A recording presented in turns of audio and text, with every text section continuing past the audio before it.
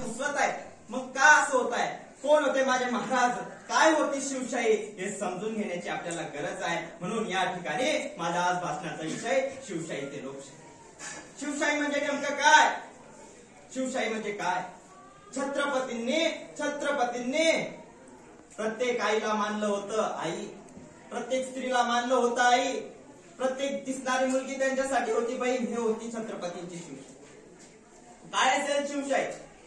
काय असेल शिवशाही? शिवशाहीमध्ये छत्रपतींनी शेतकऱ्यांना महत्व दिलं आणि आज आमचे राजकारणी शेतकऱ्यांना महत्व नाही देतात. त्यांच्या विविध गोष्टींमध्ये भाग घेत फक्त शेतकऱ्यांना ते लादत आहेत व कर्जमाफीचे विविध गोष्टीचे त्यांना फक्त नमुने देत आहेत व ते त्यांचं प्रोटेक्शन करत नाही व त्यांना कल्याण देत नाही, काहीच करत नाही. फक्त या ठिकाणी पैसा खाणं एवढं चाललेलं आहे. माझा राजा तसा न होता, माझा राजा तसं न होता. माझ्या राजाने शेतकऱ्यांसाठी, आई बहिणींसाठी खूप कष्ट केले. छत्रपतींची शिवशाही सांगायची झाली तर या ठिकाणी लोकशाहीमध्ये डॉक्टर बाबासाहेब आंबेडकर अशा व्यक्तिमत्वाने लोकशाहीमध्ये संविधान लिहिलं व आपलं देश चालवलं. ज्यावेळेस वृत्तपत्रामध्ये बातमी येते की एका 12 वर्षाच्या मुलीवर बलात्कार झाला, तेव्हा वाटतं माझा राजा त्या ठिकाणी किती रडत असेल. माझ्या राजाने या प्रजेसाठी, या जगासाठी, या प्रत्येक मावळ्यासाठी आपलं रात्र कुठेतरी चुकताय.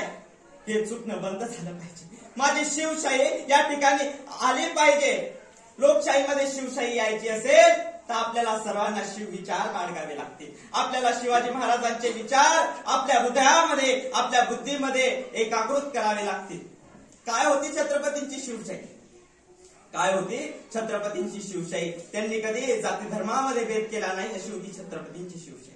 त्यांनी रस्त्याने जाणारा प्रत्येक आईला मानलं होतं ताई, अशी होती छत्रपतींची शिवशाही. म्हणून वाटतं की छत्रपतींची शिवशाही आहे.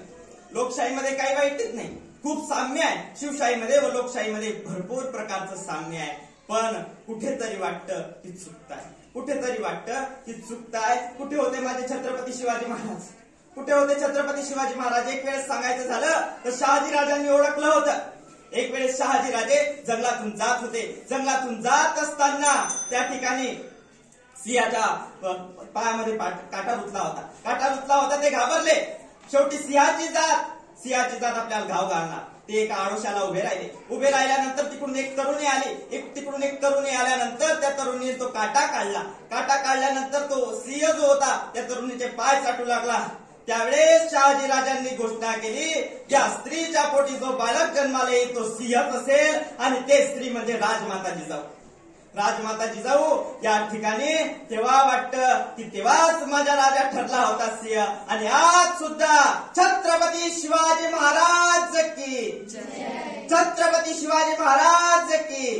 असं म्हटल्यावर अंगाला काटा येतो.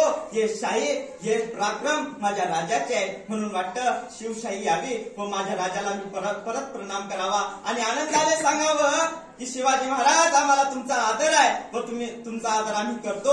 त्यामुळे या ठिकाणी शिवशाही आहे व प्रत्येकाने, तरुणाने या ठिकाणी शिवशाही बाळगली पाहिजे. आपल्या बुद्धीमध्ये, मनामध्ये शिवाजी महाराजांचे विचार बाळगले पाहिजे. त्यांच्यासारखं दिसणं नको. धन्यवाद.